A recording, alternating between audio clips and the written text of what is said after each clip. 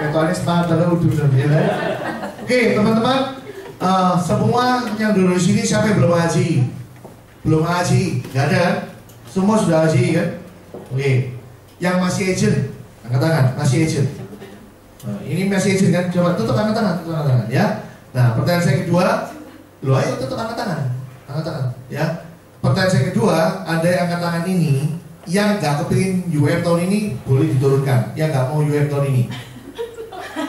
Berarti semua mau UM kan? Nah, coba sekarang turunin. Nah, sekarang pertanyaan dirubah. Yang kepingin tetap agent aja tahun ini, angkat tangan. Ada nggak? Nggak ada ya. Berarti semua sepakat kepingin jadi. Nah, kenapa kok kepingin jadi UM? Raksa liternya. Ayo, yang bisa jawab benar dapat 100.000 dari panitia. Benar, tuh. Saya tinggal kasih kontes aja, nggak masalah. Yang keluar kan dari panitia, benar kan? Siapa bisa jawab dengan bagus? Ayo. Kenapa kok harus UM tahun ini? Ayo, serius. Bisa jawab benar, nanti Pak Kado kasih jangan 100 lah. Nanti soalnya banyak yang saya mau keluarin 50.000 aja wis. Ayo. Siapa bisa jawab benar, nanti dapat 50.000 dari Pak Kado. Ya. Kenapa harus UM tahun ini? Yang jawab ya, yang tadi angkat tangan, yang masih agent. Kenapa Pak? Nah, salah. Tanda kesusahan awal di UM, salah. Ayo. 5 kali jawab ya, Anda nggak mau angkat tangan rugi loh, 50.000 ini. Apa Pak? Salah. Apa Pak? UM itu ya sudah pasti ya, maksudnya seperti orang. Salah, panjang salah. Kurang dua. Ayo, saya jawabannya simpel kok. Kenapa? Wah, hampir benar tapi masih salah. Satu lagi terakhir, apa Bu? Salah Bu, tetap salah. Wes sekarang takut, leader aja wes yang jawab. Ayo. Kalau leader gak ada hadiahnya, ya kan? Nanti bayar sendiri. Ayo coba, yang leader, siapa bisa jawab? Ayo, leader aja gak mau dijawab. Teman-teman, kenapa Anda harus jadi UM? Jawabannya ya, diingat-ingat nih. Karena bisnis prudential itu adalah bisnis AM, paham ya? Adalah bisnis AM. Dan satu-satunya jalan menuju AM cuma harus naik jadi. Nah itu jawabannya kenapa harus. Sudah tahu kan sekarang jawabannya? Coba bilang jawabannya apa? Terus? Nah, ngerepek ini nggak dapat 50.000. Sudah benar, ya? Sekarang sudah benar. Jadi jawabannya kenapa harus UM teman-teman? Karena ini bisnis AM. Kalau Anda nggak bisa jadi AM, Anda mau ngapain di pensiun? Ya? Teman-teman, tapi bukan cuma sekedar AM. Teman-teman, bisnis pro adalah Anda harus jadi AM dan Anda harus cetak orang lain jadi AM. Itu tujuan terakhir bisnis prudential. Ya, karena kalau kita cuma bisnis sekedar pokoknya capai AM, nggak tahu caranya pokoknya capai. Anda bisa bukan AM yang seperti yang saya maksud.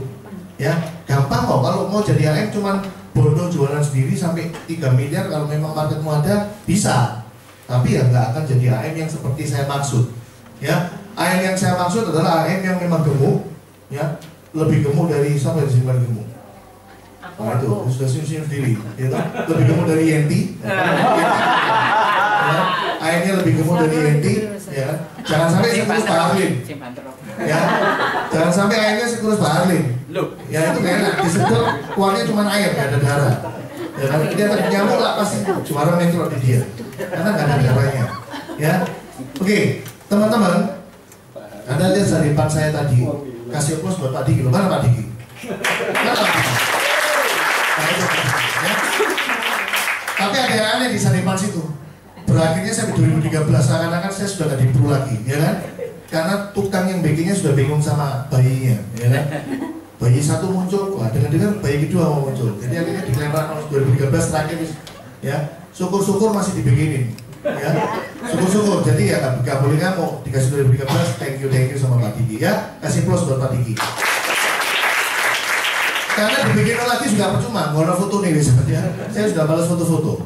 Oke teman-teman, saya hari ini mau kasih Anda satu materi simple ya. Kenapa Anda harus bagaimana Anda taklukkan bisnis prudential? Segampang apa? Ya. Sebelumnya saya cerita dulu. Anda kan banyak nggak ngerti saya. Ya, nanti khawatirnya Anda sudah menebak-nebak. Wah, background saya saking bagusnya makanya bisa hari ini seperti ini ya. Saya akan cerita berusaha seurut mungkin. Teman-teman saya background dari sebelum di Prudential itu dari keluarga nggak punya. Jadi jangan bayangin saya dari keluarga yang kaya sehingga omset gampang, sehingga banyak yang support, bubuk naik jadi enggak. Ya, teman-teman, saya sejak SMA dari anak yang normal, tiba-tiba saya ada satu masalah, saya jadi gagap kalau ketemu orang nggak kenal, atau saya suruh presentasi di depan, atau baca di meja aja saya nggak bisa kalau pelajaran bahasa Indonesia. Ya, bahkan kalau saya di gereja aja kalau persekutuan doa, waktunya baca Alkitab gitu, giliran saya pasti otomatis dilompati. Kalau nunggu saya bisa nggak makan nanti kasihan, karena nggak bisa ngomong lancar, beneran ini. Ya, bahkan sampai hari ini sebenarnya saya masih ada itu. Terkadang pas nyantol apa gitu bisa kumat teman-teman. Ya, tapi di Prudential pelan-pelan tiap hari cerita Pak Ali sembuhin saya. Ya, luar biasa. Ya, akhirnya sudah hampir kayak orang nggak gagal. Ya, apalagi ngomong di depan 40.000 orang kayak gini sudah biasa. Ya kan? Ya, ini 40.000 orang kan ada ini ya. Nah, teman-teman, singkat cerita, saya ngawali usaha bekerja cari duit itu dengan cara jualan handphone bekas. Kemudian geser sampai akhirnya ke kartu perdana nomor cantik. Ya, cukup oke. Tahun 2002, kalau Anda sudah pakai handphone, terutama kartu perdana mentari, Anda pasti kalau nomor cantik ujung-ujungnya mungkin dari saya. Ya, bulan 6 saya putuskan merit. Saya putuskan beli rumah yang ada di foto itu di Lebak Indah Regency Blok C 37. Ya, rumahnya kecil, cuma 7 kali 14, saya beli 200 juta. Itu bulan 6. Saya renovasi sampai bulan 9, akhirnya saya masuk ke situ, ya. Dan yang terjadi pembukaan justru pas saya masuk, pas pembukaan mulai minus. Sampai akhirnya bulan Desember saya close karena udah minus makin gede, ya. Dan beneran keputusan saya bener. Kalau Anda lihat record sampai hari ini, semua penjual kartu nomor cantik sudah pasti sudah nggak ada lah. Ya, nomor cantik gak ada nilainya. Nah, akhirnya sepanjang 2003 saya tidak bekerja teman-teman, karena saya bingung mau bisnis apa. Saya sudah punya tekad dari awal karena saya lihat papa mama nggak kaya, saya hidup susah banget. Saya memutuskan untuk nggak mungkin kerja ikut orang. Ya, pikiran saya pokoknya berusaha sendiri. Bahkan terjelek, saya sampai punya pikiran mau jualan mie di pinggir jalan teman-teman. Itu pun saya mau lakuin, tapi masalahnya nggak dikasih kesempatan untuk itu. Nah, akhirnya bulan 7 2003 ketika saya lagi nganggur, justru anak saya yang pertama lahir.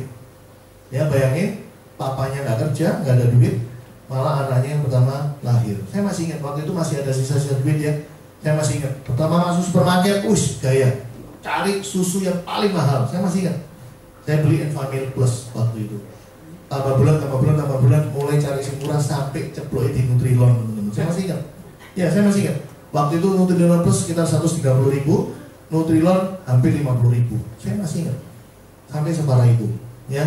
Nah, akhirnya tahun 2004, ya, tepatnya awal April, ya, leader saya si Eddie Tyson baru pulang dari Praha.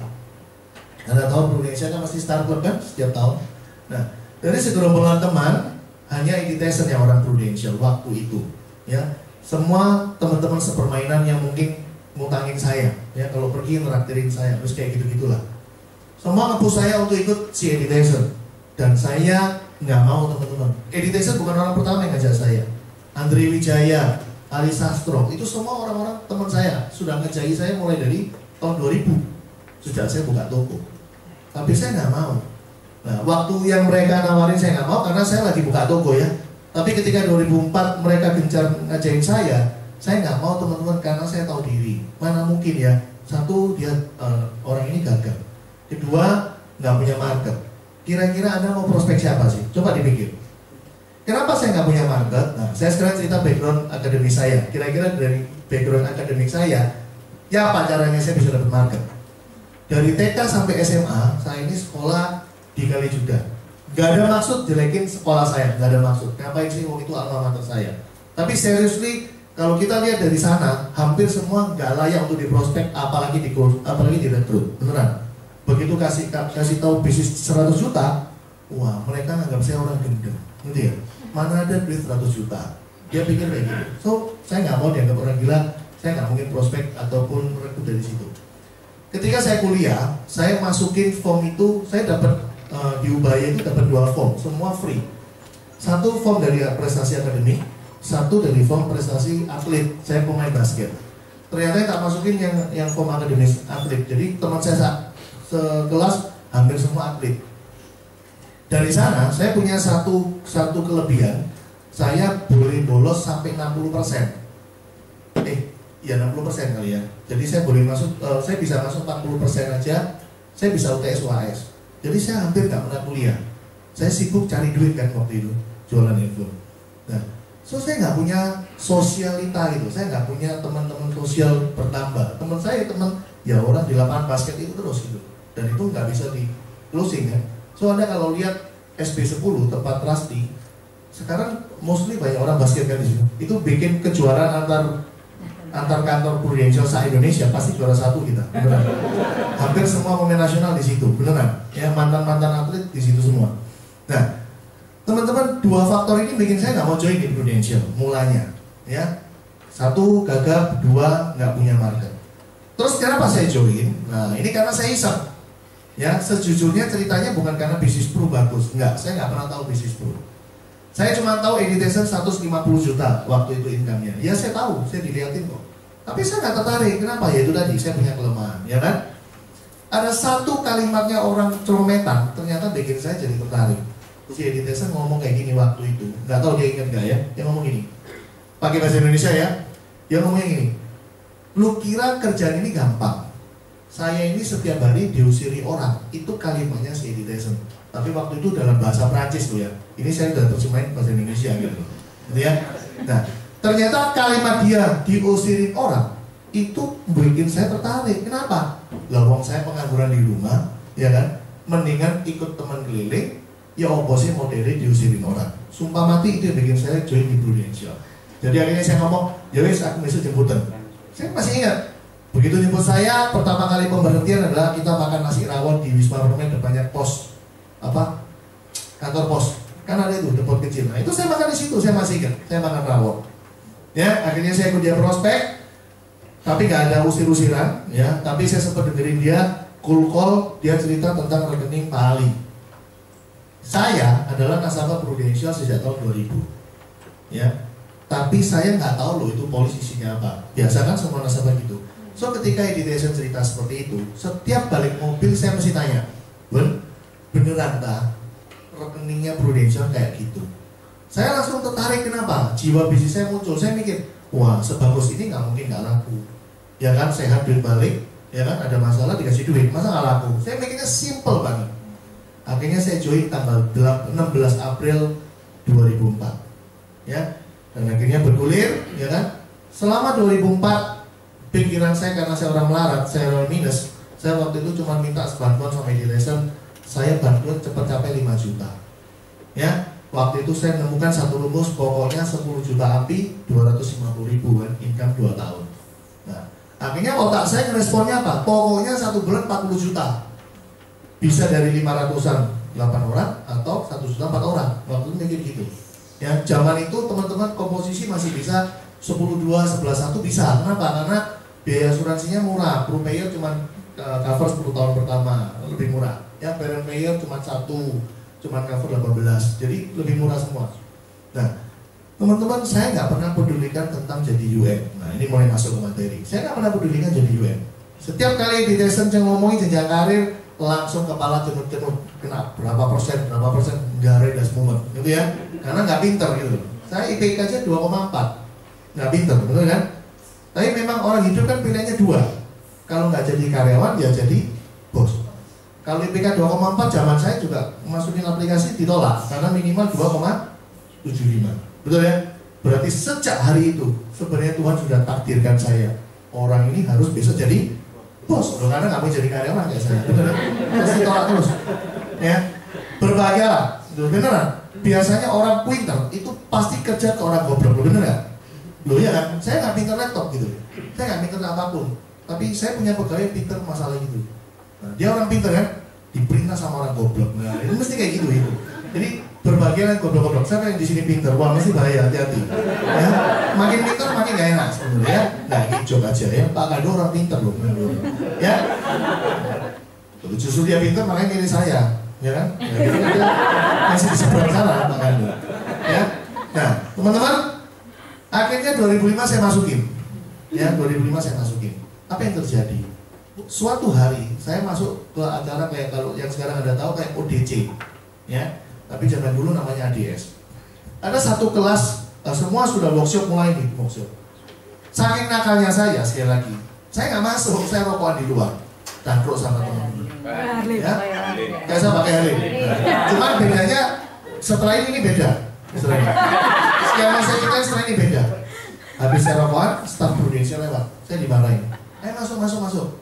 Saya masuk teman-teman. Mungkin kalau Pak Lim, mungkin delik. Ya, kalau saya masuk beneran, ya kan? Ternyata teman-teman ketika saya masuk, materi yang dibawain oleh leader itu simple banget. Judulnya adalah Super Fantastic Business with Prudential. Dan yang dia cerita sebenarnya hanya start dari awal sistem BOP. Tetapi bedanya sama Edison adalah waktu Edison cerita, saya punya kebebasan untuk mereject, menolak, ngomel, gitu ya, apapun lah. Tapi ketika di kelas, ya kan mau nggak mau mesti duduk, mesti dengerin. Dia mau ngomong apa ya, saya mesti terima, bener kan? Akhirnya karena saya terima terus, akhirnya saya jadi paham. Ternyata bisnis ini gampang. Beneran, hari itu juga begitu kelas selesai, masuk ke kelas, saya masuk ke kamar, saya sekamar sama Edison kebetulan, saya langsung ngomong. Gewen, ternyata gampang. Kok dari dulu lu nggak ngomong? Wih, betul dikeplak saya sama dia. Iya, leader saya tambah ngomel. Gewen, dari dulu saya dikasih tahu, dia bilang gitu kan. Saya langsung ngomong, tahun ini saya pasti unit manager. Tahun depan pasti presiden. Tahun depan pasti lain. Dan beneran kan? 2006 saya masuk UM, 2007 SUM, 2008 lain. Selesai. Memang gampang teman-teman, beneran. Ya, saya ulang lagi sedikit. Anda bisa lihat segampang apa bisnis ini sebenarnya ya. Ini agen ya. Saya ngomong ini BOB sistem yang Anda sudah tahu ya. Agen kan 150 juta plus punya 4 agen. Bener ya? Asumsinya 4 agennya 40 juta ya. Waktu unit manager, perhatikan baik-baik. Saya ngomong sama saya nulis ini perhatikan baik-baik karena beriringan. UM ini dikatakan bisa 900 karena 150 juta dan berdoa dari 4 agen ini muncullah 2 calon AUM, betul? Sehingga tersisa 2, ada cari lagi 2, betul? Ketika Anda SUM, Anda bisa 2,7 miliar itu gara-gara 150 juta Anda ulang, kemudian Anda mendoakan 2 calon AUM ini menjadi 2 UM beneran, ya. Terus berdoa lagi 4 agen ini jadi 2 calon UM, sisa 2 cari lagi 2, betul? Kalau dijumlah pasti 2,7 UM. Dan yang terakhir, ketika Anda jadi AM, itu karena Anda melakukan 150 juta, 2 unit manager ini didoakan jadi SUM beneran. 2 AUM ini didoakan jadi 2 UM beneran. 4 agen ini didoakan jadi 2 calon UM. Sisa 2 cari lagi 2. Benar nggak? Betul ya? Nah, sekarang berarti baik-baik. Ketika kita sudah jadi leader,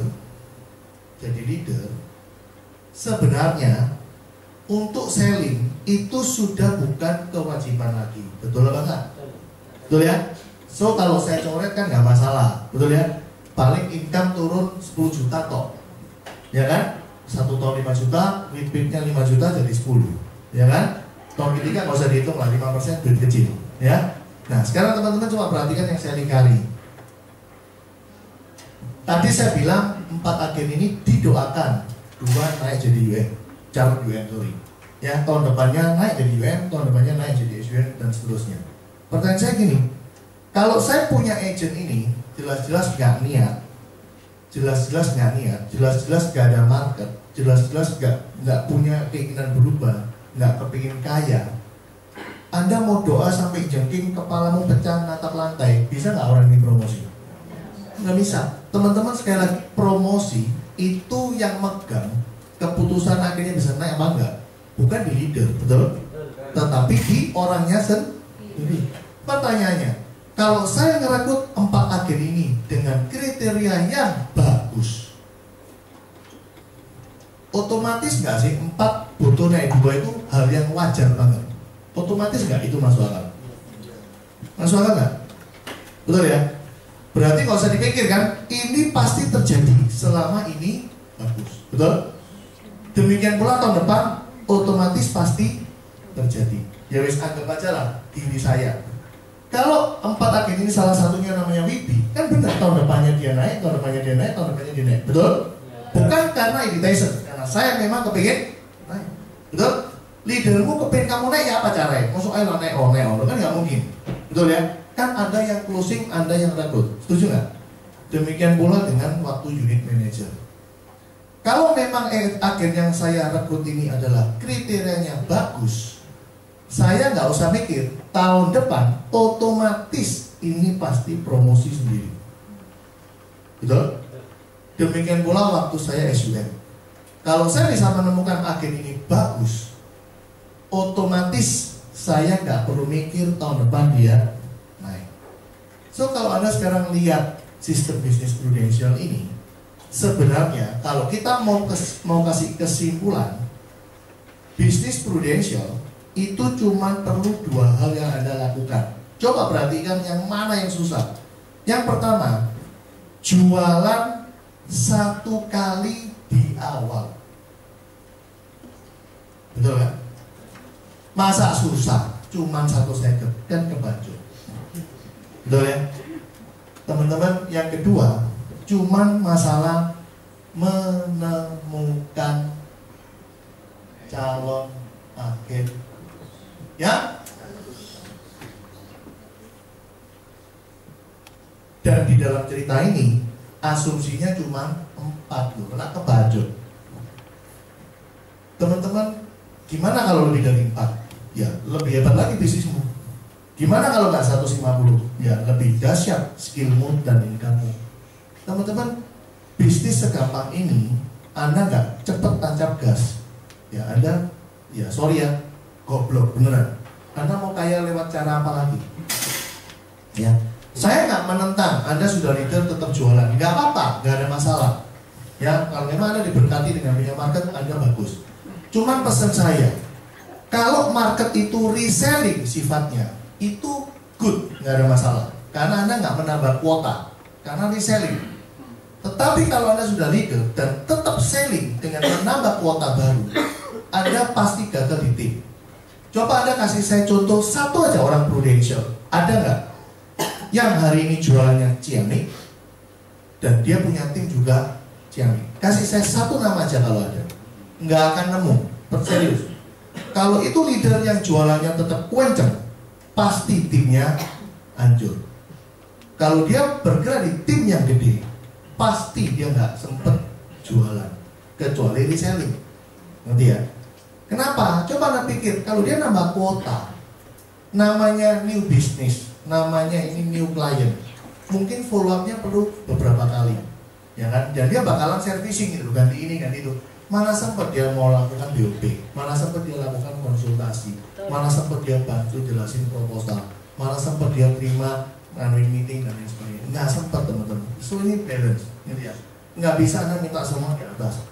Yang saya kepengen jago selling, saya juga mau tim gede. Nggak bisa teman-teman. Karena ketika kita bangun tim, kita perlu coaching, kita perlu heart to heart, kita butuh ketemu, kita butuh kedekatan, butuh relation. Nggak bisa. Pasti takes time cukup lumayan. Ngerti ya? Nah ini saya gambarin dulu, Anda yang calon UN. Ya. So kalau Anda sudah tahu kondisi itu bakalan seperti itu, apa sih strategi yang bagus untuk promosi di sisa bulan ini? Teman-teman, nomor 1, ya, memang prudensial mintanya 150, memang.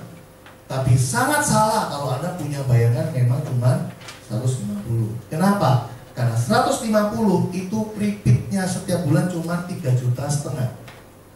Anda mau merubah penampilan pakai modal 3,5 juta, nggak cukup teman-teman. Ngerti ya?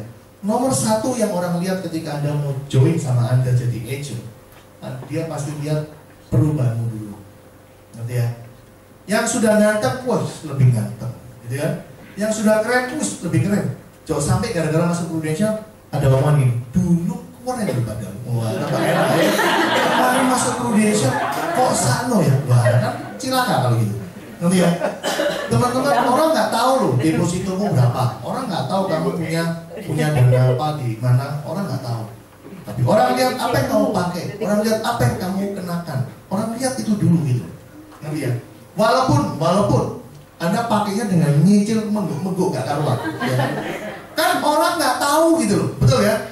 Yang penting orang lihat, wih, habis ikut Prudential, gila, kemarin kelihatan pakai A, sekarang pakai B, nanti ya, sekarang pakai C. Orang mesti lihat itu teman-teman. Jangan tambah melorot. Linku dulu naik mobil kok sekarang Uberan ya? Kok gojekan ya? Uberan sih penting, suicide gojekan ya, mateng, ya kan? Anda pakai ini joke, tapi Anda mesti tahu. Dan satu perubahan itu butuh dana teman-teman, butuh dana. Makanya Anda salah banget kalau Anda UM pakai FBA kecil, salah.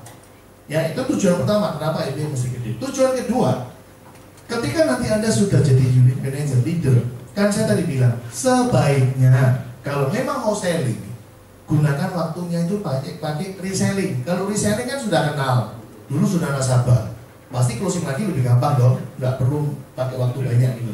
Nanti ya. Nah, dan ada hubungannya juga dengan rekrutan teman-teman. Anda paham nggak? Sometimes calon rekrutan paling bagus dan sering terjadi itu justru dari nasabah kita. Nanti ya, dia lihat kita loh, lihat perubahan kita loh. Teman-teman, Anda mesti percaya saya. Di luar sana bisnis konvensional itu problem banyak, naik turun silih berganti. Ketika kita muncul untuk yang kesekian kalinya mungkin mampir karena mungkin pas gak ada kerjaan, mungkin pas kosong, gak ada training, gak ada BOP, Anda mampir ke salah satu klien yang memang ada tertarik untuk rekrut. Mungkin pas itu dia momen lagi ada masalah, ya kan? Pas itu dia sudah lihat ada berubah lagi gitu, wih, tambah keren, ya kan? Pokoknya tambah beda lah, gitu ya. Teman-teman, mungkin saat itu adalah momen dia menyerahkan diri untuk direkrut. Itu sering terjadi. Kalau dia mantan nasabah, wah habis pasti enak. Kenapa? Dia sudah punya market pasti. Kalau Anda tanya saya, Pak, agent ditulis bagus itu kriterianya apa? Nomor satu, kriterianya dia harus punya market. Dan nomor dua, ya dia harus punya keinginan besar untuk berubah, untuk kaya. Nanti ya, teman-teman, Anda tahu nggak di bisnis ini kita memang butuh orang yang memang mau kaya gitu loh. Kalau orang nggak kepingin kaya di bisnis ini nggak jalan.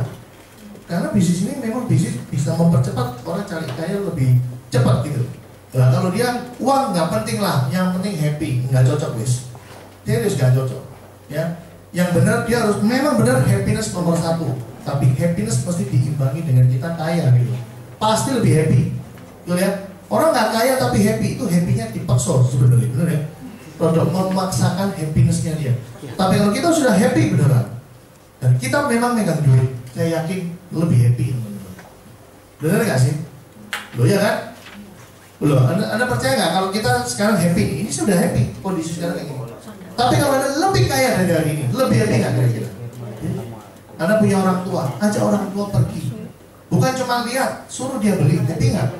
Hal sepele nggak usah ngomong berlian. Suruh beli baju yang banyak, happy nggak? Happy. Betul? Anak kita hari ini sudah happy ikut kita jadi anak kita, betul? Coba ajak ke Time Zone, coba ajak mainan yang mahal yang dia lebih happy lagi. Happy nggak kira-kira? Happy. Nggak mungkin anak kita masih kecil sama wes nggak usah Pak, hidup hemat aja Pak. Wih, luar biasa. Iya. Medeni anak kayak gitu. Nggak lucu blas ya. Harusnya ya dia boros. Namanya anak kecil kudu boros ya kan. Kalau sampai kecil bisa hemat, wah ini medeni. Besok kowe wis medeni. Nggak punya teman bisa ya. Paham ya teman-teman ya. So bisnis ini secara sistem. Saya mau tanya, ini kan cuma gambaran di atas kertas. Kadang-kadang gitu kan ngomongnya. Pertanyaan saya, bukankah gambaran di atas kertas ini memang bisa diaplikasikan kan? Benar nggak? Asal kita nurut. Teman-teman, GPS itu adalah alat bantu dari titik A ke titik B. Kita merem nggak ngerti belas. Asal nurut aja hukumnya. Nyampe nggak sih teman-teman? Nyampe. Tapi begitu kamu nggak nurut sedikit, GPS ini bisa nggak ada gunanya. Sama. Bisnis yang saya cerita di depan ini sudah GPS, ngerti ya? Cuman pertanyaannya, Anda nurut nggak? Contoh lah di situ ditulis, mesti cari agent yang bagus. Mana pernah kita nyari yang bagus? Kita asal ketok, punya mata dua, mulut satu, minyak tanah, rekrut wes. Apalagi pakai denda misalkan di kantor. Wah nggak rekrut denda, wes langsung rekrut sebaran. Betul ya? Salah satunya misalnya, halo selamat pagi Pak Wisono, kami dari Stan, kok enak suaranya. Ya wes yuk ketemu wes, direkrut. Kalau ngerekrut kayak gitu teman-teman, banyak yang mau. Tukang becak pinggir jalan itu nggak ada yang nggak mau sukses, semua mau sukses, beneran. Coba deh, tak mau kaya, pasti mau sukses, pasti mau rekrut wes. Tuh ya kan? Anda paham maksudnya? So nggak bisa, gitu. Anda mesti main quality dulu. Justru karena dia berkualitas, dia bisa menjadi kuantitas, jadi banyak. Ya, Pak, saya pernah dengar quantity jadi quality. Benar, kalau Anda hidup sendirian. Kalau Anda mencoba-coba, kalau Anda nggak punya leader, kalau Anda nggak ada sistem, Anda nggak ada yang ngasih tahu. Benar, Anda harus quantity jadi quality. Dari situlah Anda belajar sesuatu kan. Akhirnya pelan-pelan Anda menjadi quality. Teman-teman, ini sudah ada leader. Ya, kita yang dulu main quantity jadi quality.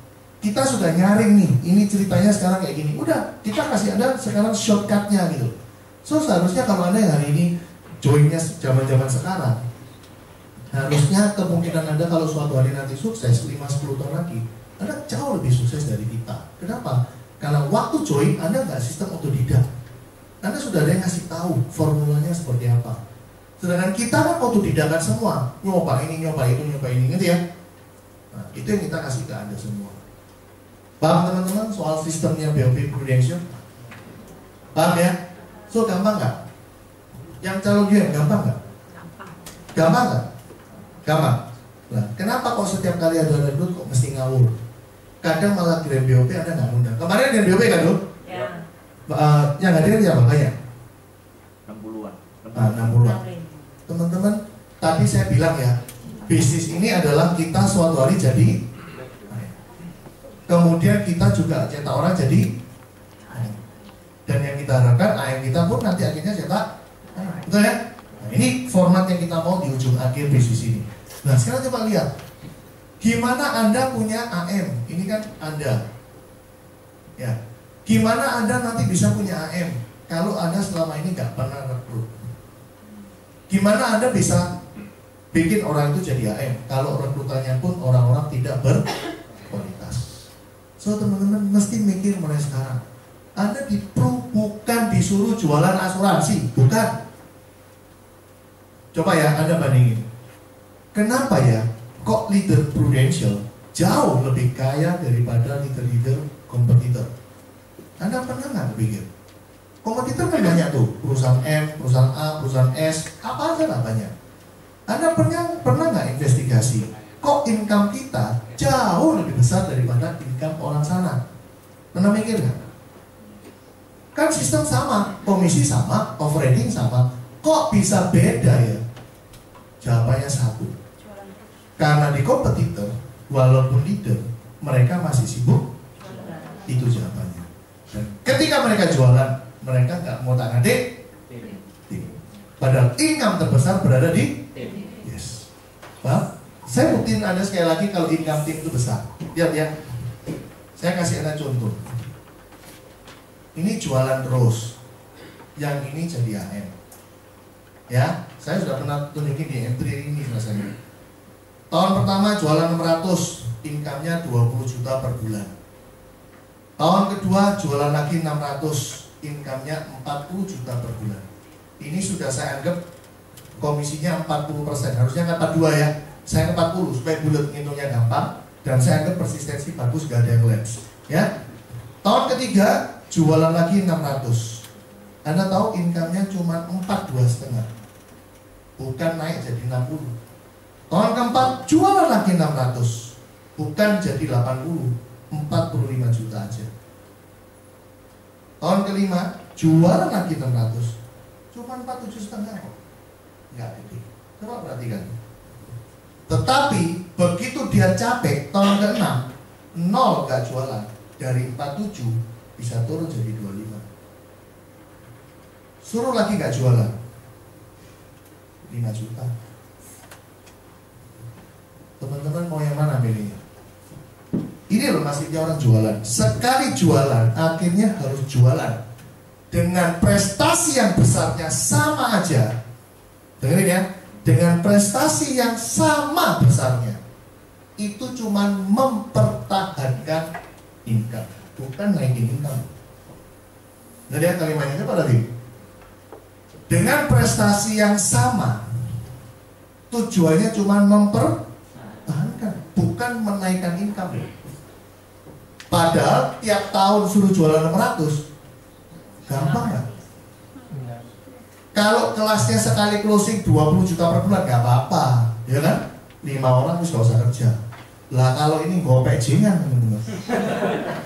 bisa sengkleng teman-teman, ngerti ya?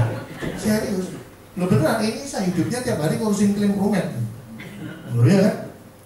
Teman-teman coba bayangin sekarang AM, ya gampangnya aja lah. Begitu dia punya agen, ya punya agen, naik jadi UM dengan nilai pas 300 juta, off ridingnya 30%, dapat 90 juta.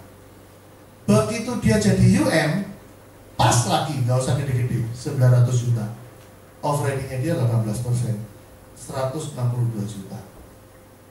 Begitu dia jadi SUM, pas aja, nggak usah lebih-lebih, 2,7 M, dia dapat 9%. Ini jadinya 243. Saya jumlah sudah setengah M.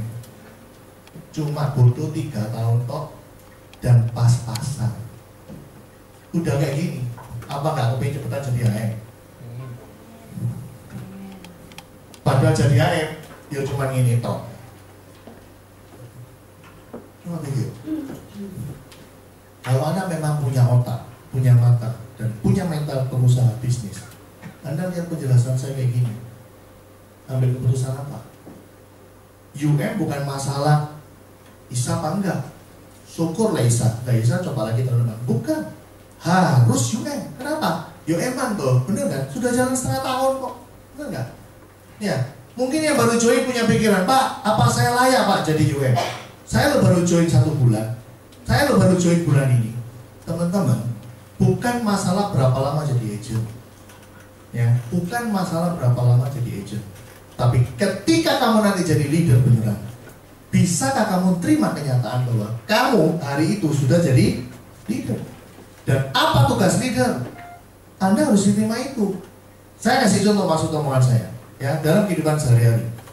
Ada seorang wanita dan seorang pria menikah di usia muda umur 18 tahun. Secara teori kalau lihat usianya, siap gak mereka jadi orang tua? Nggak siap. Why nggak siap? Karena Anda pasti punya pikiran, umur segitu masih suka have fun, betul? Artinya apa kalau dia masih suka have fun? Mereka berdua nggak menerima kenyataan bahwa mereka hari itu sudah married gitu loh. Kalau dia sudah married bahkan punya anak, mereka harus terima kenyataan bahwa mereka sebenarnya seorang orang tua. Apa tugas orang tua? Nggak mungkin dong have fun terus, betul? Betul nggak? Sama.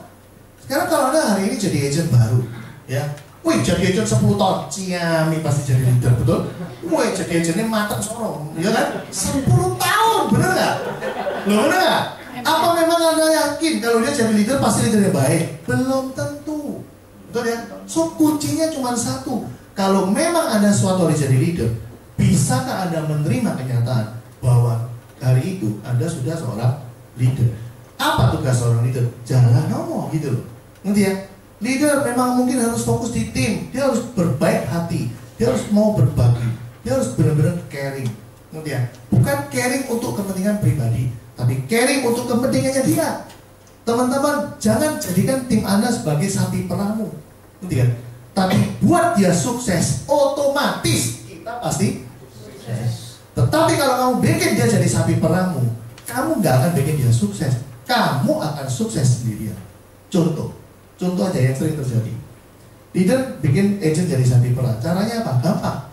Prospek kamu mana? Ayo cepetan, tak kursi KB. Saya nambah api nggak? Nambah. Dia juga nambah api kok kelihatannya hari itu. Tapi apa dia dapat skill? Nah. Apa dia dapat experience? Nggak. Kasih dia kesempatan untuk punya experience. Experience ditolak, experience dipending, apapun lah yang jelek, dia harus terima. Ya, kalau dia nanti sedih sambatan, bukan terus waduh kok dia apa sih sampai ini, bukan kayak gitu, ya. Tapi kita akan jadiin dia, bener nggak? Biasalah, lu baru digituin, lu tau nggak? Dulu, wah, ya kan? Terserah terserah ini mau dulunya cerita fiktif, cerita ada kulaan sama orang, ya terserah gitu. Pokoknya tugasnya gede nanti kan. Sama kayak kita hari ini ngomong sama anak kita, bener nggak? Kalau anak kita hari ini jatuh, masa kita marah? Kok bisa sih, cek goblok sih kamu sih? Masa kayak gitu kan? Kita pasti gede nantinya dong, bener nggak? Biasalah, papa lu dulu, betul? Mau ini cerita beneran apa enggak? Don't care. Yang penting cerita ini bikin berhasil orang yang saya ajak ngomong ini jadi gede artinya. Teman-teman, bukan bikin dia jadi sapi perah kita supaya kita sukses, tapi punyailah hati yang tulus bikin dia sukses. Karena kalau dia sukses, kita pasti sukses. Betul? Kita handle anak kita nggak selalu enak terus, teman-teman. Betul? Sometimes kita pukul kok, betul? Sometimes kita marahin, kita hal yang sama terjadi di tim.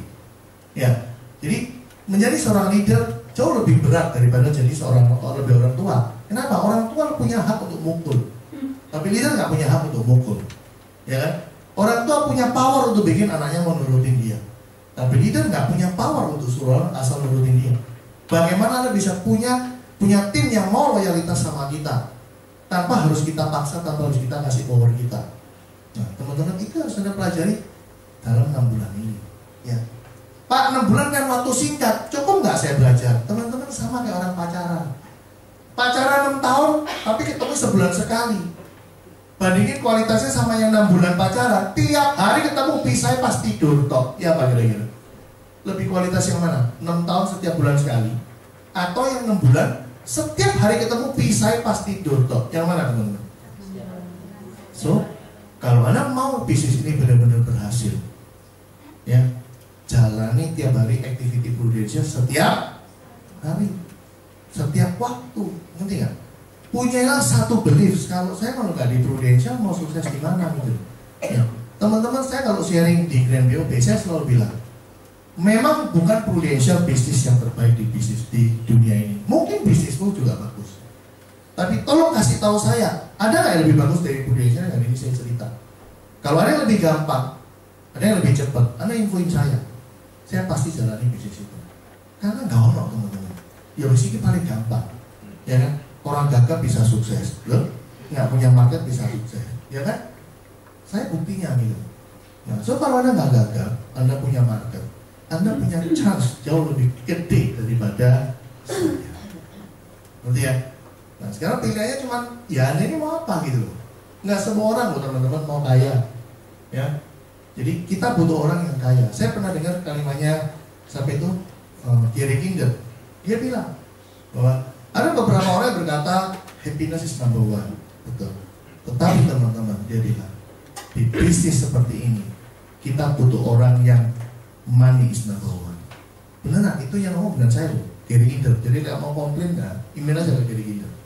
Gary Kinder itu yang ngomong. Di bisnis ini ada butuh tim yang menganggap money is number one. Ngerti ya? Nah, kalau saya gabungin jadi satu, ya happiness plus kaya, itu baru sempurna. Ya? Jelas teman-teman sampai sini? Jelas?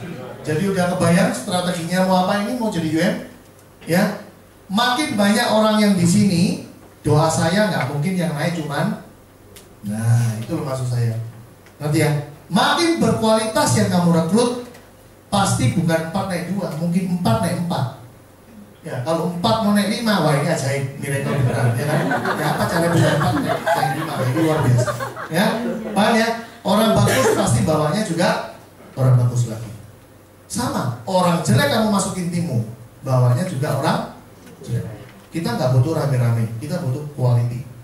Ya, dari quality akan muncul quantity, dan kuantitinya pasti bagus.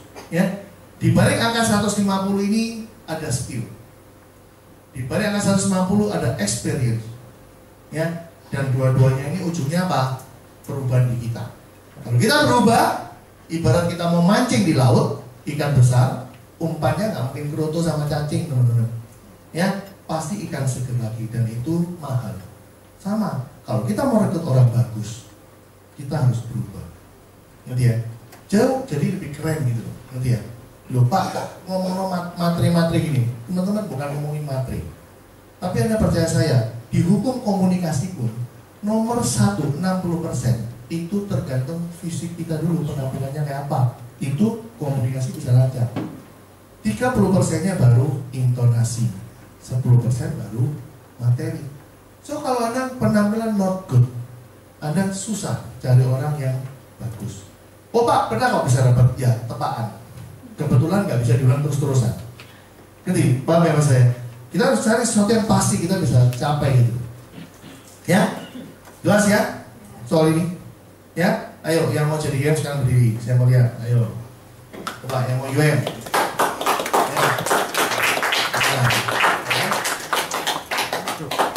Dengerin ya teman-teman. Ini yang UM ya. Ada yang berdiri ini yang punya anak coba angkat tangan. Yang punya anak.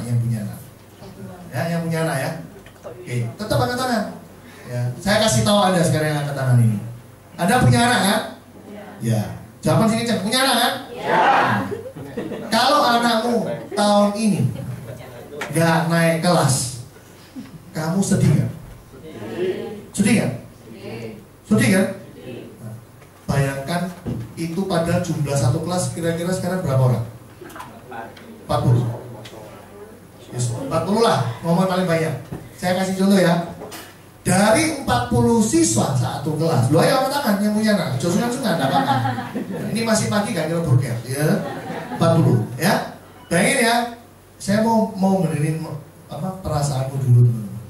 Dari 40 siswa gak naik satu, berarti kan anakmu nomor 40, bener kan? Gak naik itu, kamu sedih, katamu gitu kan, betul kan? Jadi, tak kasih tahu ya. Prudential itu kalau naikin orang promosinya setahun itu bunyinya ribuan, bukan 40 loh, ribuan. Kalau kamu tadi dari 40 gak naik satu, kamu yo sedih. Bisa bayang no gak kalau anakmu tahu dari ribuan papai mamai gak masuk? Pikiran gak? Ngerti ya? Mungkin bisa dituatap nondasi. Kok ya iso jadi anaknya mau ngingking ini gitu. Itu ya maksudnya. Paham ya? Tangannya diturunin. Nah, yang belum menikah. Saya Pak. Nah, pesan saya ya, ini kan belum menikah ya. Ini pesan guyonan, tapi ya rada serius ya. Ojo susu kawin sih. Jadi AM pandangannya lebih lebar. Ini guyonan tapi serius. Terserah anakku ya apa ya, jolis. Ya.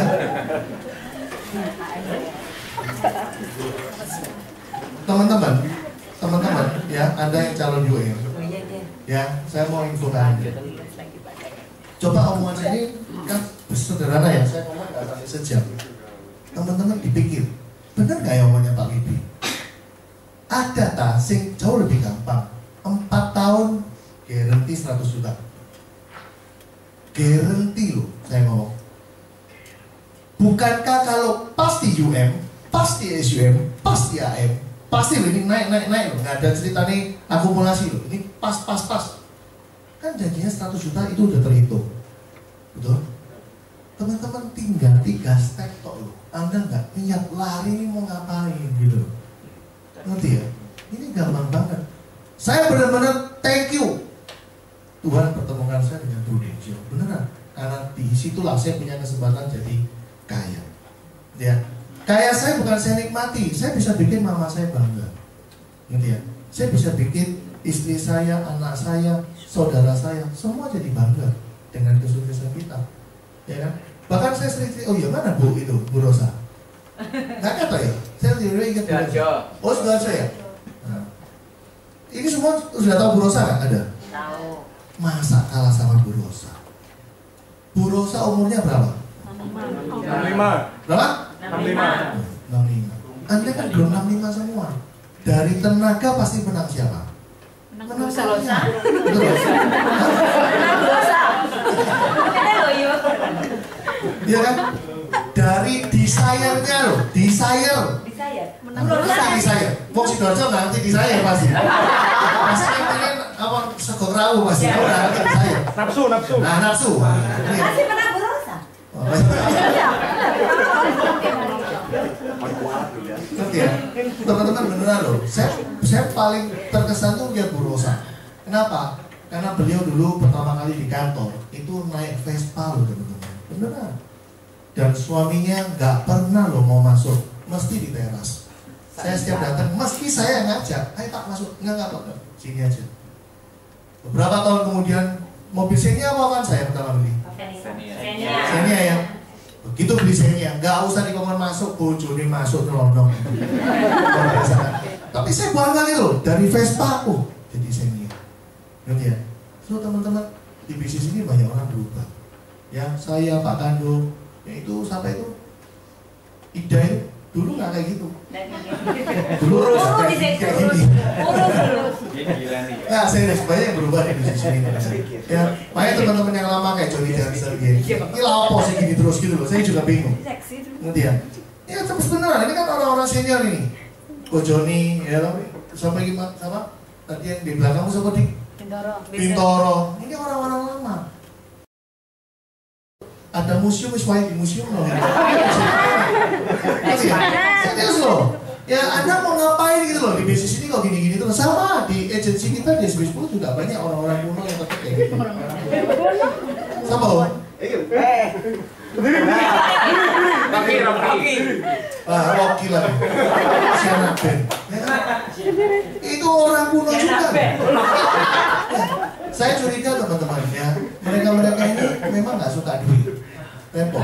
Ya, kalau saya suka duit, mereka orang saya nggak suka duit. Ya, Anda jangan contoh yang jelek.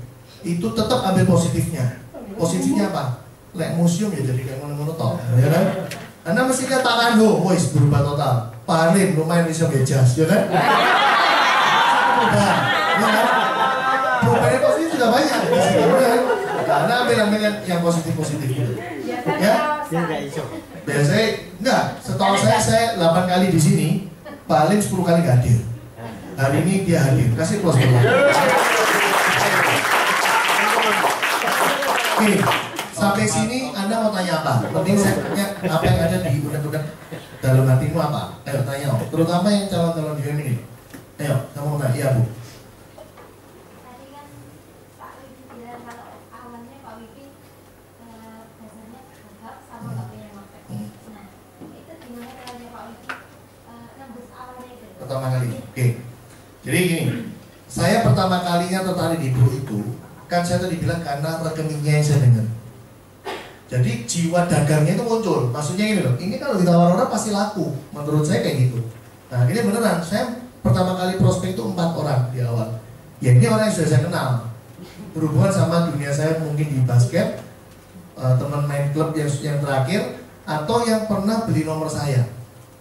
Nah, ya prinsipnya simpel. Dulu malah nggak sekeren sekarang. Sekarang kita kan kalau prospek canggih kan, ngomong sebentar closing. Zaman dulu standar tetap paling usia 30.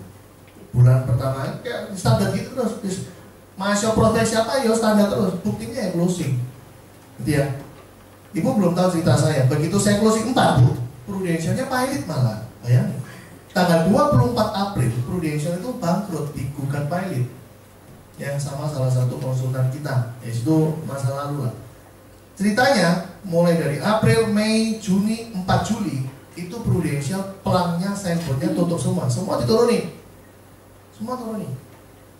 Tapi karena saya sudah punya closingan 4 kan, wah ini yang saya salut dari Prudential. Semua bank dibekuin loh, nggak ada yang boleh terima transferan, pokoknya nggak ada operasional lah dari Prudential. Dan waktu itu agent kan mungkin masih sedikit ya.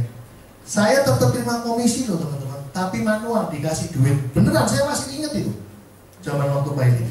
Luar biasa kan. Dan semua klaim yang terjadi di periode pilot sama Prudential dikasih bunga. Saya masih ingat. Semua klaim nasabah yang masuk kan di hold semua, nggak boleh proses kan. Prudential dibekuin, di freeze. Tapi ketika Prudential bayar klaim itu, semua disertai bunga sama Prudential atas keterlambatan dia dari itu. Luar biasanya perusahaan kita. Ya. Nah, saya lanjutin. 4 Juli Prudential akhirnya diputuskan bebas dari gugatan pilotnya. Ya, jadi kita kalah di Kejaksaan Tinggi di Jakarta, tapi kita menang di MA. Ya, saya masih ingat itu si Tony Blair telepon ke Ibu Megawati sebagai presiden. Kita dengerin di loudspeaker. Ya intinya Tony Blair marah gitu loh. Kok bisa-bisanya ada perusahaan dari Inggris sampai dipilotkan di Indonesia? Nah, akhirnya kita udah gak ada masalah. Dan gak lama minggu depan keluarlah majalah Investor menobatkan kita lagi sebagai the best insurance company di Indonesia. Jadi mati pilot malah the best lagi gitu. Coba bayangin Anda jadi saya, ya. Saben prospek orang pasti ngomong apa? Loh, ini lah kemarin bangkrut. Ini lah kemarin bangkrut, nggak apa-apa lah. Kayak gitu loh Bu malah. Coba Anda nggak tahu ya, Anda googling aja, siapa tahu masih ada. Itu sepanjang hari, setiap hari koran Jawa Pos, Bisnis Indonesia, Kompas, mesti ono beritanya Prudential. Mesti ada. Ya ceritanya tentang bangkrut terus. Tapi buktinya saya bisa jual. Apa arti dari cerita ini? Teman-teman, ketika kita melakukan selling, yang dijual itu bukan produk. Yang dijual bukan company, tapi kita. Ngerti ya? Kita yang dijual. Dia yakin karena lihat kita, bukan lihat company. Itu orang Indonesia. Mungkin lain kalau ini terjadi di luar negeri ya. Kalau kita terjadi ngomong di Amerika, ya mungkin mereka juga lihat sopo company-mu, kan gitu kan? Ya apa barangmu? Itu orang luar negeri. Orang Indonesia budaya sungkannya gede, ya kan? Jadi mungkin sano, mungkin kasihan atau mungkin sungkan nggak jelas gitu. Ya dibeli aja gitu.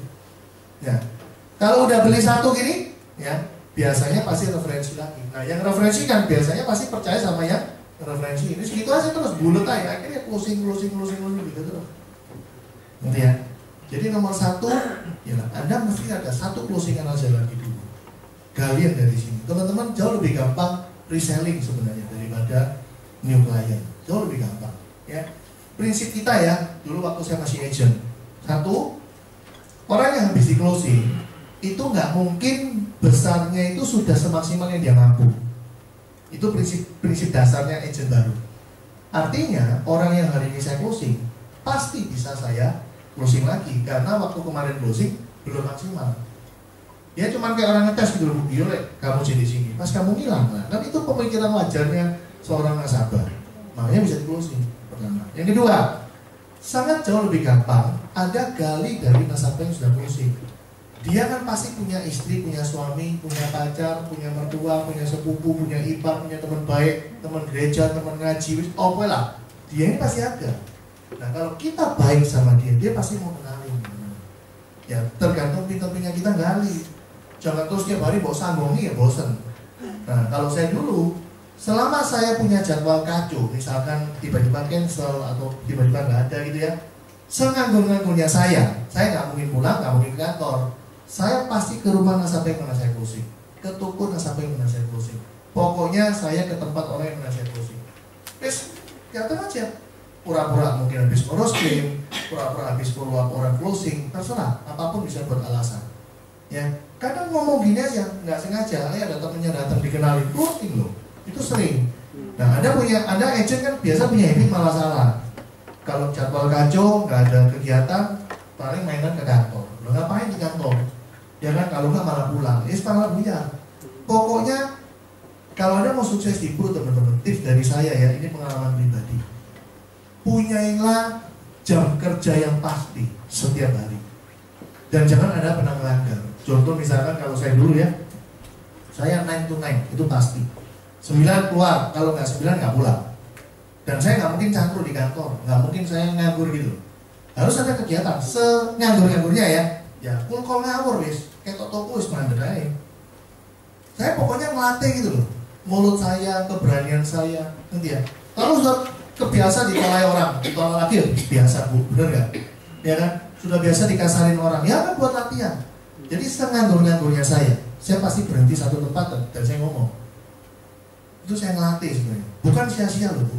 Ketika nanti Tuhan kasih rezeki, harusnya ini closingan saya ya.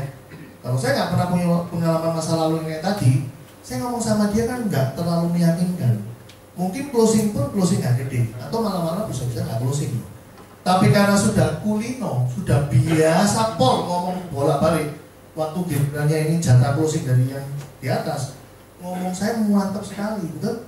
Dia bisa langsung closing. Nah itu buah daripada kita activity berkali-kali. Jadi jangan dianggap sia-sia, ya. Saya sering kali cerita kok, saya pernah nganggur banget ya, nggak ada jadwal, kan biasa agent mesti bingung kan jadwal. Saya sempat ada teman kelilingan besi di Lombok, saya ikut loh, ikut. Jadi waktu dia kemana saya prospek, ditolak terus, ya nggak apa-apa. Jujur waktu hari itu ya sedih, wah kok nggak berhasil ya, sedih beneran. Tapi ternyata setelah melewati semua, saya jadi sadar gitu loh. Oh ternyata semua yang dulu saya lakukan buahnya mek satu, saya yang jadi tambah pede, saya jadi terbiasa, gitu ya. Nganggur, ada teman keliling ke Jember, ikut aja ke Jember. Ini memang ceritanya nggak ada jadwal loh saya, sebenarnya ikut. Bukan terus nyantai-nyantai di Jember, enggak. Dia kerja, saya prospek jalan kaki. Lu beneran, itu saya lakuin. Gitu ya. Jadi yang saya ceritain kan kayak tahunnya main AKP loh, makanya kan nggak tahu sorone dulu kayak apa gitu. Iya loh, sampai sorry soronya itu. Ya, kejawab ya Bu ya. Oke, ada yang mau tanya? Ayo tentang strategi jadi UN apa? Ya, teman-teman semua yang sukses itu benar. Kata-kata motivasi, PP, flyer itu benar. Teman-teman nggak mungkin lah ada orang sukses terus nggak jalani sing namanya suara, itu nggak mungkin. No pain no gain itu benar. Nanti ya, nggak mungkin lah ada orang sukses suruh tampil di depan. Ya, terus yang diceritakan mau enak tok, sebenarnya saya nggak, jujur saya nggak pernah lo gak enak, nggak mungkin, percaya saya, pasti gak enak. Jadi kesimpulannya simpel, kalau kita mau lihat nih, saya bakalan sukses nggak ya? Teman-teman, Anda sudah ngalami sampai soro sak piro sih gitu loh. Kalau Anda belum soro, ya cik, waduh sukses beneran. Serius loh, saya orang diusir, dikasari, ya pernah. Nggak ada lah saya ekstrim sampai dikaplok, dilempar, nggak pernah. Tapi kalau ditindaki dengan action yang kasar, itu pernah. Ya mungkin waktu cerita kertasnya diperkas dibuat, pernah. Serius pernah gitu. Tapi ya sudah gitu, habis pas ngalami ya drodep, ya ngamuk ya, tapi nggak bisa apa kan. Tapi setelah lewati hari ini kayak gini, udah guyu kadang, gitu ya, lucu gitu. Loh benar, saya dulu waktu ya mungkin 2010, 2011 gitu ya, lepas keluar Bogor ya, saya justru kepengen cool call ketemu orang aneh. Mungkin saya diusir tadi, kasih saya kepingin, malah kepingin. Kalau sudah di titik gini loh ya, itu tambah kepingin. Cuma, tapi malah nggak ketemu. Mungkin saya berdiri sudah kederduluan yang diajak ngomong. Kan kita udah lebih mantep kan bawaannya. Dulu kan kita masih curun gitu, kayak mukanya wis, ini digertak pasti Melayu ya. Semua kita Melayu gitu. Ya kan, beda lah. Dulu saya lihat toko ini sepi, saya ngomong sama leader saya, masa sepi ini di prospek kan? Pasti lagi sensi kan, masa sepi di prospek. Sebelah. Rame Pak, masa rame-rame ini di barang ya kan? Sampai leader saya bingung, lalu terus rame-rame Cindy loh kan? Ya, sampai gitu. Leader saya juga kreatif. Wah kita diajak jalan-jalan, ini masih ingat saya, Robi, teman-teman leader SB7 yang lama-lama diajak sampai ke pasar. Mau cek, dia mau parkir. Habis turun, salah satu leader pun jam 4 tak papak, dia punya wes dikeleleran ke pasar gitu. Seru banget. Wes namanya pengalaman kulkol ya, nggak janjian, mencetak gak taruh-taruh. Sampai masuk toko gini, dari dunia loh, kamu gak janjian dari koncomu balik toko gini, dilempar di pasar tuh sama Pak Edi, sama ketemu toko gini. Kan kita tahu banyak orang pun pasti kulkol kan, kita pakai teknik yang aneh-aneh gitu. Kok minta waktu 5 menit kok, ini dari Indonesia. Oh wis tau kok, wis pernah cerita. Oh lain kok, ini sih barusan masuk iklan TV, kemarin barusan masuk kok. Oh do koncomu yang ngomong kayak gitu. Terus saya kantor, kan kita rundingan, ya apa cara ngomong gitu. Jadi lucu-lucuan gitu. Teman-teman saya jujur ya, waktu melakukan semua itu, hasilnya ada nggak? Kalau sih closing, semua nggak ada sih closing. Tapi kita kan jadi pede gitu ya. Terus biasa diguyu orang gitu ya. Kok dulu ya, saya megang buku ini tak izin kok, cuma rasanya kok gak enak kabeh sampai tak tinggal. Sumpah, kayak orang malu-malu gitu. Ketemu orang aja, kerja apa? Masa wani ngomong Prudential? Oh, jualan kartu perdana. Padahal wis 2 tahun loh di Prudential. Coba sekarang, kerja apa? Boleh pekorong, ya kan? Pasti banget, ngomong Prudential banget. Ya kan, hubungannya kan sebenarnya cuma masalah di duit, ya kan? Karena bisnis ini sudah ngasih duit banyak, ya kita pede, ngaku Prudential. Ya kan? Zaman dulu saya 2 tahun Bu, ketemu teman, ngerjain apa saya? Padahal teman loh, harusnya kan bisa di prospek atau bisa di rekrut, betul ya? Tapi berketemu konco dewek malah, kerja apa saya ini? Pancet, tutulan nomor. Padahal Prudential ini, gak berani izin loh, beneran. Beneran, sampai kayak gitu. Ya? Ayo, ada lagi yang mau nanya? Ya Pak? Ya Pak, dari cerita seperti tadi itu rasanya saya kena di situ Pak ya. Dalam arti begini, kita sudah ikut acara seperti ini ya, termasuk Bapak saya terima kasih sudah punya 2 kali ya, spirit sekali. Kita menerapkan apa yang diceritakan gitu kan, APM itu amati, tiru gitu ya, komunikasi. Tapi kembali lagi tadi seperti apa yang dialami Pak sendiri ya, cerita itu kok gini ya, kok lucu, tapi kok orangnya instan ya, ngumpul terus sukses terus ya, kayak gitu tuh Pak. Nah mungkin Bapak bisa ceritakan misterinya gimana sebenarnya? Bapak harus dekat sama leader Pak. Saya, ini di cerita saya nggak nampak adalah saya selalu dekat sama leader saya. Dekat dalam arti gini loh, sebelum saya mau prospek, saya pasti tanya leader saya ada tips apa sebelum saya nanti maju. Dia pasti biasanya tanya, sing mau di prospek modelnya kayak apa. Setelah pulang prospek, kayak orang pacaran gitu Pak, kayak orang ngalem. Saya mesti ngomong sama leader saya, jadi ngalem dulu sama leader saya. Saya cerita semua. Mulai awal saya ngomong di replay ini, ngomong di replay ini, saya ngomong detail. Apa yang terjadi? Banyak banget edit-editan dari leader saya. Misalkan dia ngomong, loh, kamu lapo ngomong ini? Kalau dia jawab ini, kamu jawab ini loh. Itu aja ngomong no, nanti dia ngomong no malah nggak ada gini. Terus Pak kayak gitu. Jadi akhirnya dalam waktu beberapa hari, yang beberapa minggu, skill saya sudah berbeda banget. Sering kali ya, saya kalau dulu minta inputannya leader saya, sampai kayak gini loh, pingpongnya itu kayak gini, bener, ini kayak gini-gini apa Ben? Saya waktu tanya, bener-bener no idea loh, ini ya apa? Begitu leader saya ngomong, baru beberapa penggal kata, oh wes gitu. Dia juga nggak terima kan, apa sih? Tak balik ini bener. Teman-teman yang sudah leader pasti ngerti maksud saya. Handling objection ataupun cara kita handle klien, sebenarnya kayak gitu-gitu toh. Nggak sampai ada 1000 cara, waduh, cek aneh nggak kali 1000, gitu ya. Ya seperti gitu-gitu toh. Cuman mungkin Anda sebagai agent, rasanya, nah itu loh, rasanya kok susah ya. Nah, yang paling bahaya sebagai agent tuh gini teman-teman. Anda merasa yang sudah kamu lakukan ini benar, padahal semua kabel. Taunya dari mana? Coba Anda lapor semua ke leadermu. Kok aku tadi mari gini, terus aku gini, habis gini, aku gini, dia gini, aku gini, aku gini. Leadermu lah pasti banyak ngomong. Waduh, lain kali gini Pak, itu gini, lain kali gini, itu gini, ini itu gini. Nah, enak jadi pintar cepat. Ngerti ya? Yang saya paling weird ya, memanfaatkan fasilitas ini dulu dengan saya, itu Elizabeth Didiasari. Paling benar-benar nuruti apa yang saya suruh ini. Ini kan tips ini sudah saya lakukan sejak zaman Pak Kandu. Sekali lagi nggak semua tips kan semua agent mau lakuin, betul ya? Ibu Elizabeth itu paling memanfaatkan omongan saya ini. Mau berangkat telepon sih, pulang berangkat telepon, mau prospek telepon, mari prospek telepon. Jadi pintar loh si Elizabeth. Akhirnya jadi kayak saya, cara jawabnya pasti kayak saya. Nah mungkin sekarang sudah sekian tahun kamu ya punya teknik sendiri-sendiri, gitu ya. So teman-teman, saya sering ngomong di tim juga. Sebenarnya kalau Anda sebagai agent mau sukses itu cuma 3 top. Ini lakuin Pak, ini ya, lakuin benar-benar nurut ya.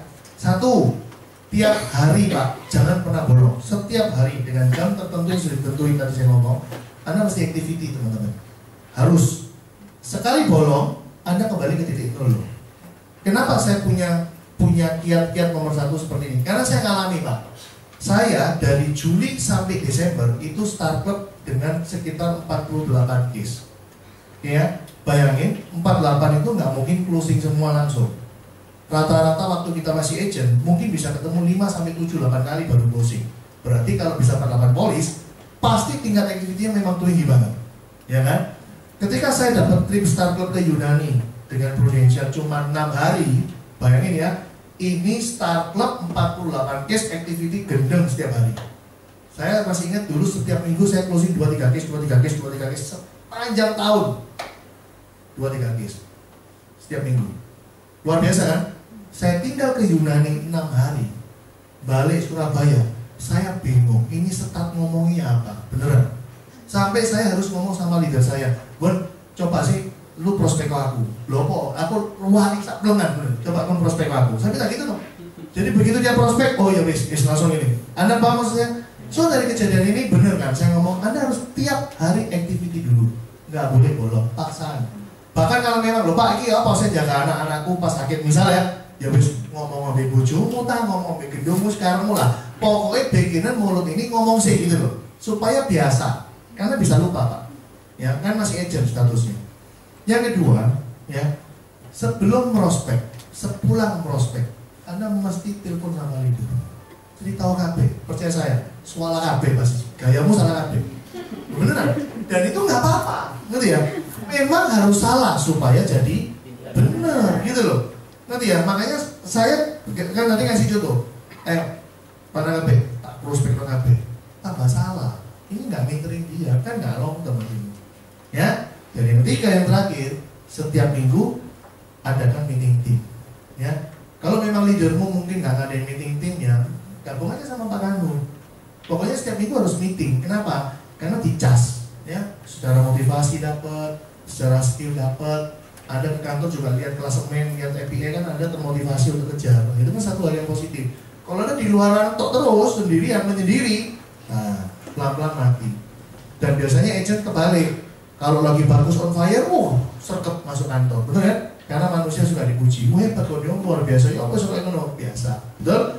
Tetapi begitu agent ini mulai mati, biasanya malah maka mau muncul gitu ya, sungkan Pak Kandung, nggak pernah closing, kebalik kan mikirin. Harusnya kalau sudah jago closing, ojo muncul, nggak apa-apa, lu sih ami kok, bener kan? Tapi kalau ada sudah memang mau mati, 3 minggu sudah nggak prospek, nggak closing, harus cepatan datang ke kantor, teman-teman. Ya, jadi ini omongan sini berlaku buat Anda yang mungkin siapa tahu ada satu hari ada masalah. Harus tambah cepetan ke kantor cari leadermu supaya leadermu ini bisa ngetas. Ya, maksud ya Pak? Oke, ada lagi teman-teman?